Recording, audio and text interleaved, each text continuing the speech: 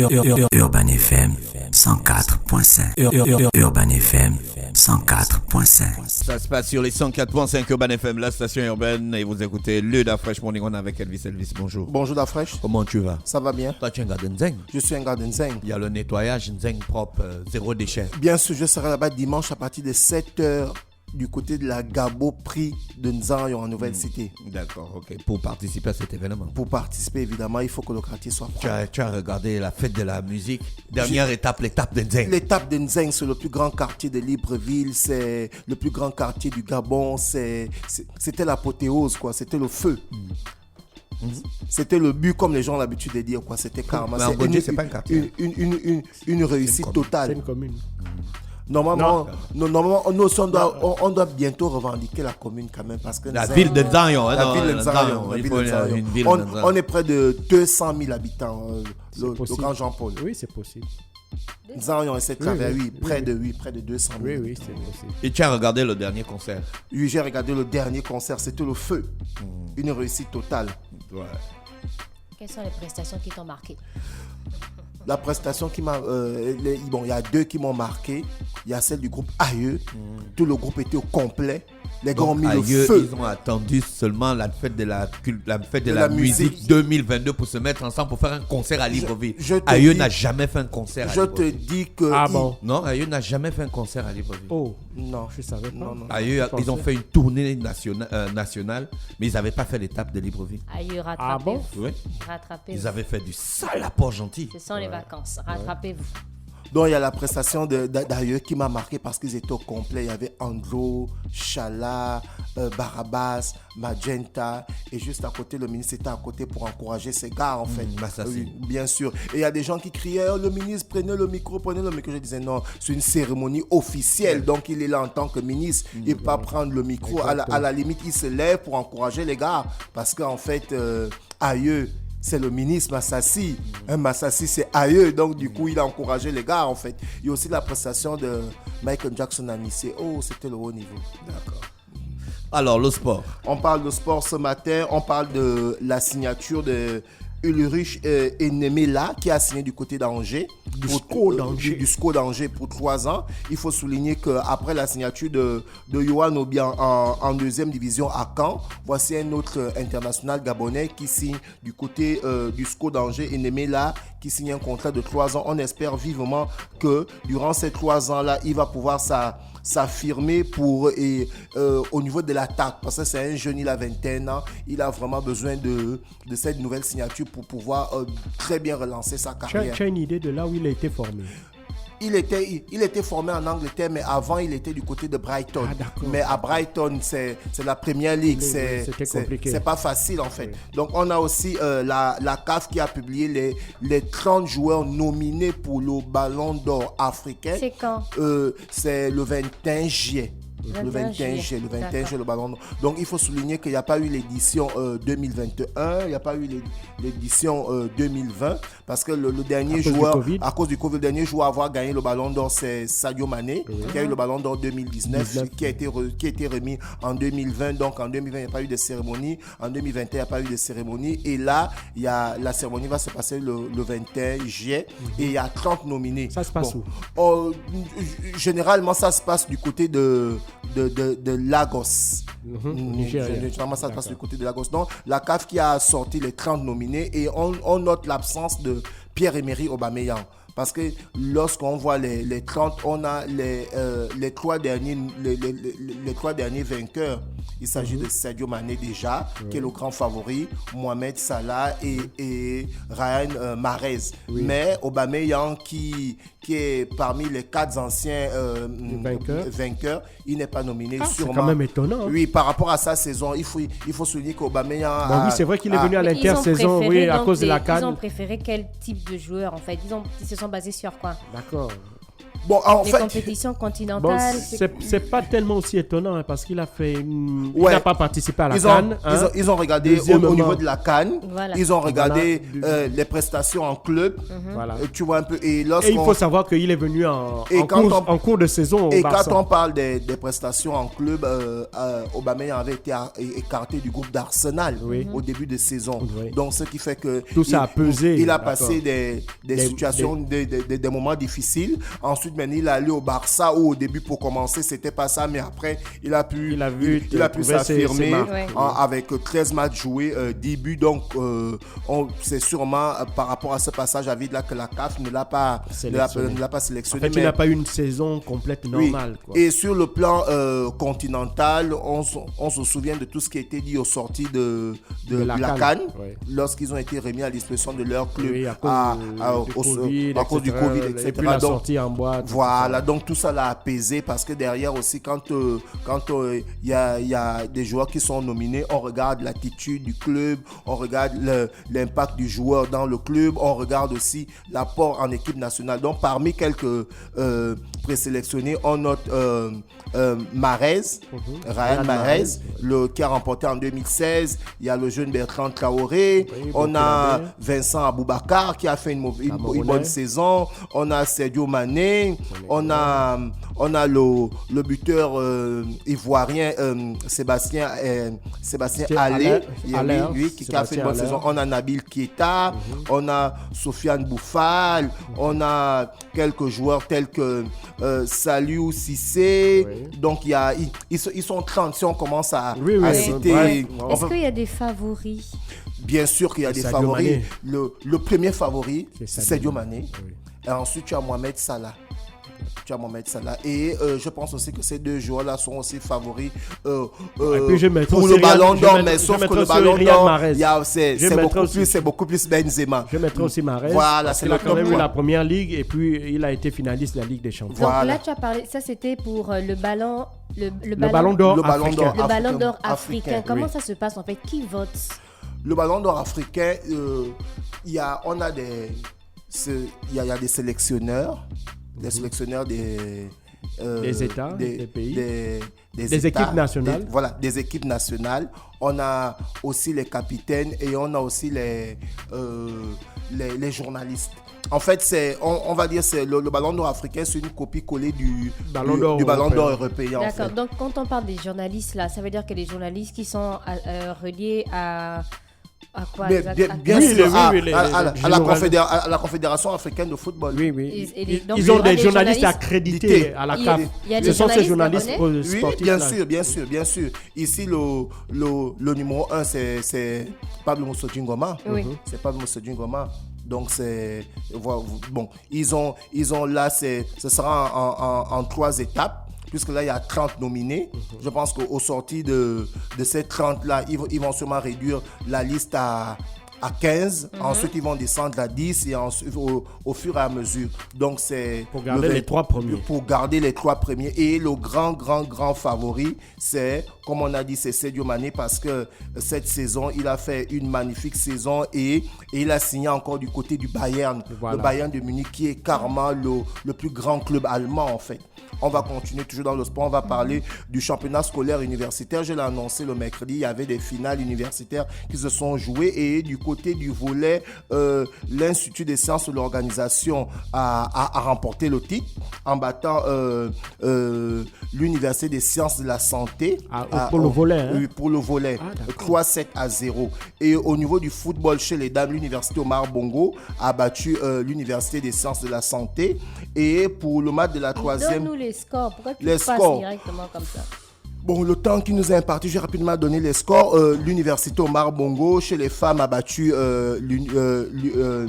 l'Université des sciences d'organisation de la santé 5-0. Tu voulais bien sûr. Ensuite... Au niveau du football, chez les hommes, pour parler de la 3e place, AUM a battu INPT Liliane Petit a pris le dessus sur AUM 4-2. Et la grande finale chez les hommes, BBS a perdu face au CIMFEP, donc Coq 1-0. Et du côté du handball, l'université Omar Bongo s'est imposée 5-3. Là, c'est pour parler des championnats scolaires universitaires. Donc, un championnat scolaire universitaire qui s'est achevé. On va vraiment faire un big up au ministère et puis un big up aussi à Géraldine Robert, qui est le port-étendard qui a été au four et au moulin. Qui a été au four et au moulin. Et on rappelle que c'est dans ces jeux-là qu'on a pu voir les sportifs tels que Assoumkem, Fabrice Nollet, Stéphane Las, Didier Ovono, Paul Kessani, parce qu'ils ont commencé d'abord à briller au niveau de l'Oxu et après maintenant ils sont rentrés dans les équipes nationales et puis ils ont entamé leur carrière sportive. Et c'est même le cas de Géraldine Robert qui avait commencé à Port-Gentil, qui était champion de France avec l'AT Montpellier, qui a fait une très grande carrière, qui était meilleure marqueuse de la Coupe d'Afrique en 2015 chez les dames avec le Gabon. Donc vraiment cette compétition, ce championnat scolaire universitaire est là et pour détecter les talents et puis pour les former. On va rentrer dans le vif du sujet pour parler du championnat national. Tu n'étais pas encore dans le vif du sujet, bien sûr. Parce que là, pour le sport, c'est le championnat national de première division et de deuxième division. Parce qu'on a la Coupe d'Afrique 2023 qui va se jouer du côté d'Abidjan. Donc, on a besoin que nos joueurs du championnat national puissent être prêts parce que derrière, il peut arriver des blessures. On a eu la blessure des Kwele Manga. Donc, en absence des Kwele Manga, on fait comment? On va chercher les jeunes. On a Aaron Apinangoy qui était en deuil. Imaginez-vous s'il y avait un match qui se jouait pendant le deuil, il allait être absent puisqu'il a perdu sa mère. Voilà pourquoi on a besoin d'avoir un très bon championnat pour que des jeunes soient formés et au sortir de ces différents championnats-là, ces jeunes-là vont aller en équipe nationale parce que là, on doit aller maintenant pour aller gagner la Coupe d'Afrique 2023 du côté de la Côte d'Ivoire. Donc, on parle du National Foot pour parler de la deuxième division. On a la 9e journée qui va se jouer ce samedi 2 du côté du stade de Gaston Péril. OYMAC sera opposé face à Mwanda. Là maintenant c'est fini avec le stade Aquacam là, dans Fraîche là c'est terminé avec le stade Aquacam. Là maintenant ça se joue du côté du stade de Gaston Péril parce que c'est le stade en ce moment qui répond aux normes au niveau du Wellington. Donc OYMAC qui va recevoir Mwanda FC au stade de Gaston Péril à partir de 15h30 le samedi 2. Ensuite, du côté du stade de Bombay, les Panthères du Chris Roy seront opposés à Nguenasoukou. Et du côté du stade de Jean Koumou à Lambaréné à 14h, toujours le samedi, Adouma FC sera opposé à FJ. Le dimanche 3 juillet, autant pour moi, aux côtés du stade de Mbaya, Ogwe FC sera opposé au CFB. Et du côté du stade Monédan de Siban, à 15h30, Voto Club va recevoir Ombi Lanzembi. Il y a eu les matchs du National. Il faut tout parler de la première division ce mercredi 29. On jouait la 9e journée. Et dans le groupe A, nous avons eu les rencontres suivantes. Le CF Mounana a battu Bouengidi Sport 2-0. AS Pélican s'est imposé face à le Football Canon 105 2-0. Le Stade Manji et l'Union Sportive d'Oyem ont fait un but partout. Akanda FC a perdu face à AS Dikaki dans le groupe B. L'Union Sportive de Bitam a pris le dessus sur le Sandberry Sportif 2-1. Et Missile a battu l'Ozo Sport 2-1. Donc, au sorti de cette 9e journée, nous avons le classement suivant. Dans le groupe A, Stade Manji qui est en tête avec 15 points. AS Pélican 2e avec 14 points. Le Football Canon 105 3e avec 12 points. L'Union Sportive d'Oyem 4e avec 10 points. Bouengidi Sport 5e avec 10 points. Le CF Mounana 6e avec 9 points. Et Stade Migovéen 7e avec 1 point. Dans le groupe B, c'est l'Union Sportive de Bitam qui est en tête et depuis le début de saison, c'est l'Union Sportive de Bitam qui est quasiment régulièrement en tête dans ce groupe. L'Union Sportive de Bitam dans le groupe B qui est en tête avec 18 points. Suivi de AS Dikaki avec 15 points. Manga Sport est 3e avec 12 points. L'Ozo Sport 4e avec 9 points. Missile 5e avec 9 points. Le Sandberry Sportif 6e avec 8 points. Et Akanda FC qui est dernier avec 7 points. Et nous avons les rencontres du week-end parce que le championnat a démarré en retard. parce que derrière, il y avait des mesures du Covid qu'il fallait respecter. Ces mesures du Covid ont été respectées parce que la riposte du Covid a véritablement maintenu le peuple gabonais à ce qu'on ne puisse pas être beaucoup contaminé, parce qu'au niveau de la contamination du Covid, cette riposte a permis que tout soit, d'après les statistiques, tout soit bien managé. Voilà pourquoi le championnat ne s'est pas joué depuis 2 ans et le championnat a commencé en retard. Donc là, on essaie de gérer le temps par rapport aux 2 mois qui ont été donnés pour le championnat national. Donc nous rentrons en plein dans la 10e journée, ce samedi 2 juillet, où nous aurons les rencontres suivantes. Au stade Jean Koumou, du côté de l'Ambarné, AS Pélican va recevoir Bouengedi Sport à 16h.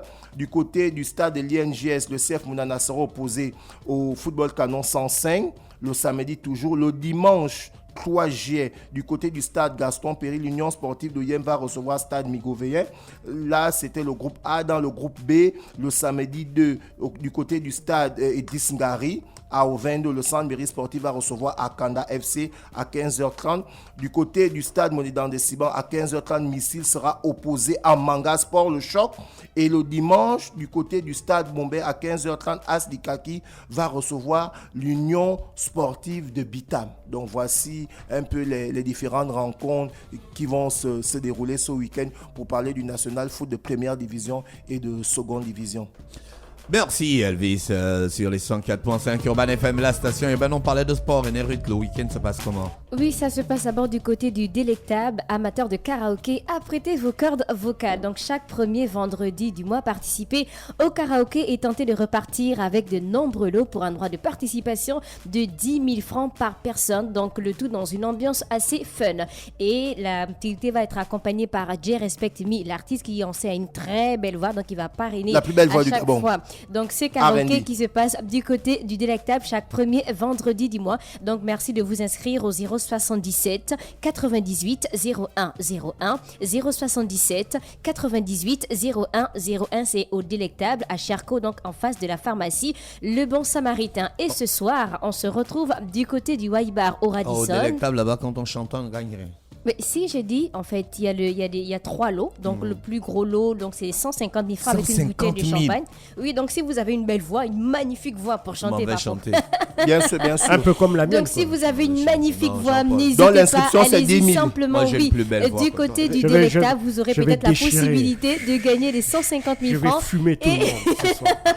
Les 150 000 francs et une bouteille de champagne. Donc ça va être parrainé par J Respect Me, c'est au délectable. Donc à Cherco, en face de la pharmacie Le Bon Samaritain. Donc ça c'est seulement pour le premier lot, mais le deuxième et le troisième lot sont tout aussi intéressants. Donc allez-y simplement ou appelez le 077 98 01 01 077 98 01 01. Et ce soir, on se retrouve du côté du Waibar au Radisson. On a déjà fait cette soirée et aujourd'hui c'est la 8e et dernière soirée Back to Life avec 4 DJ. Donc on aura DJ Serge venu tout droit des États-Unis, DJ S, DJ Anthony et bien entendu DJ Pharrell. C'est ce soir. Et en observateur, DJ John Mess. Et en observateur, le Big John Mess. DJ John le grand Mess. John Mess. C'est Joben. Ah d'accord, et Joben. Ah, les grands se rendent de la partie. DJ Joben. Mais là, ce sera le feu. DJ Joben, DJ Joben et DJ John Mess qui seront ce soir. 2 anciens. Du côté du Waibar au Radisson. Donc c'est de 19h à 23h. On vous attend. Venez nombreux pour la dernière soirée Back to Life avec notre partenaire. Merci René Ruth, merci Elvis. Je vous rappelle que c'était le Da Fresh Morning qui s'achève, voilà, qui a commencé exactement le lundi et qui finit le vendredi. La semaine prochaine, c'est la dernière semaine du réveil matinal au Pleur de la Capitale sur la radio La Pleur de la Capitale. Comme vous le savez, toutes les saisons, on va en vacances et on va donc aller en vacances. Et René Ruth va revenir en début du mois d'août, c'est ça? Oui, pour le Mac des Vacs. Pour le Mac des Vacs. Restez connectés sur les 104.5. Voici l'horoscope des auditeurs ce matin dans le Da Fresh Morning. Voir musique et on se retrouve juste derrière. Urban FM 104.5.